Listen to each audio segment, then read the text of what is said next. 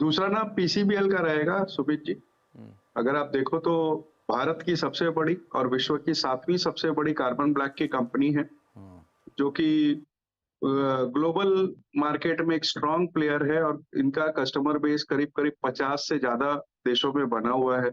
Automobile space में जिस तरह की स्ट्रॉन्ग रिकवरी हुई और सब्सिक्वेंटली वो टायर स्पेस में भी होती हुई नज़र आई। तो ये जो टायर स्पेस में रिकवरी हुई है, ये पीसीबीएल के लिए बहुत ही फ़ायदेमंद साबित हुई।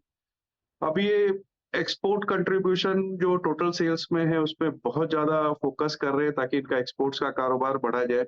और सबसे अच्छी बात है कि इनके जितने भी प्लांट्स हैं, उसमें सब में कैप्टिव पावर है, जिसके कारण से इनके एक तो मार्जिन्स में थोड़ा-सा बेनिफिट रहता है और दूसरे जो एक्स्ट्रा पावर बचता है, वो ग्रिड में भी भेज देते हैं।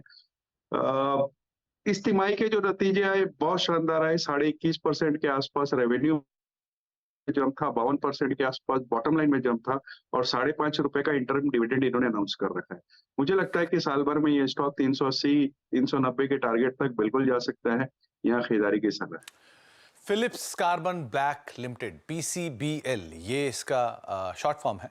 राय सर, कोलकाता कनेक्शन तो नहीं है ना? बिल्कुल है साहब, कोलकाता की कंपनी है तो एक थोड़ा-सा सेंटिमेंटल कनेक्शन तो रहता ही है। लेकिन ये रिसेंटली एक बड़ा टाई अप कंपनी ने किया है ईवी स्पेस को लेकर भी, और वो माना जा रहा है कि कंपनी के लिए बड़ा गेम चेंजर हो सकता है, क्योंकि 3,000 करोड़ रुपए के आसपास का केपेक्स वहां पर कर रही है कंपनी। 380 रुपए के टारगेट्स के लिए आप पीसीबीएल पर नजर रखिए। जब से वो टाई अप आया तब से स्टॉक के अंदर एक रफ्तार आते हुए दिखाई पड़ रही है। धर्मेश सर, दूसरा नाम आपकी तरफ से। तो भाई जी, फार्मा स्पेस से रहेगा। फार्मा स्टॉक्स में काफी ट्रैक्शन दिखने को मिला और नंबर्स भी अच्छे आए। जैसे प्लास और फार्मा की बात करें तो नंबर्स काफी सुधरते हुए नजर आए हैं और मुझे लगता है इसमें एक जो है जिसको शायद लोग नजरअंदाज हो गया या थोड़ी बहुत कठिनाई में था 4-6 महीना पहले, तो उसको लेके उसमें ट्रैक्शन नहीं आई थी, वो था डॉक्टर रेड्डीज लेबोरेटरीज। मुझे लगता है कि इनके जो मुश्किल के दिन थे वो ओवर हो गए। बेसिकली रशिया और यूक्रेन में इनकी काफी सप्लाईज होती है एक्टिव फार्मास्यूटिकल इंग्रेडिएंट्स की और स्पेशलिटी इंटरमीडिएट्स जो जाती हैं केमिकल्स फार्मा की दवाइयां बनने में, वो उसके ये बहुत बड़े सप्लायर हैं और कुछ जेनरिक मेडिसिन भी ये बनाते हैं। तो उस सप्लाई में सिपेज का प्रॉब्लम आ रहा था यूक्रेन को लेकर, जो कि रिस्टोर होता नजर आ रहा है। ऑलमोस्ट रिस्टोर हो गया मैनेजमेंट के हिसाब से, और रशिया में जो सप्लाई से वहां कंस्टेंट आई नहीं।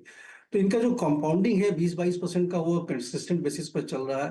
अगर आप रिटर्न रेशियोज देखें तो काफी अच्छी प्रॉफिटेबिलिटी है, 22% का इनका आरओई है। और पी मल्टीपल के हिसाब से अभी 16-17 की पी मल्टीपल पर ट्रेड का, एक साल आगे की बात करें। जबकि सिप्ला है या सन फार्मा है, जो लार्ज के फार्मा कंपनियां यहाँ है, वो अराउंड 26-27 के पी मल्टीपल पर आ गए। तो एक वैल्यूएशन गैप भी बन के नजर आता है। मुझे लगता है कि आने वाले समय में ये कंसिस्टेंटी रहेगी और प्राइस में वापस से आपको ट्रैक्शन देखने को मिलेगा। सो अगर एक साल का नजरिया है और आप इस गणतंत्र दिवस से दूसरे गणतंत्र दिवस तक इसमें इन्वेस्टेड रहना चाहते हैं, तो मिनिमम प्राइस टारगेट जो मेरे हिसाब से निकल के आता है वो 600 है। बट अर्निंग्स आएंगी और जिस तरह से इनके जो मार्जिन में इंप्रूवमेंट आ रहे हैं, 26-27% है, वो 29-30 पर जब जाता है तो रीरेटिंग की भी काफी बड़ी संभावना है इसको लेकर। सो डॉक्टर रेड्डीज पर बाई करने की सलाह है 600 के टारगेट के लिए। तो डॉक्टर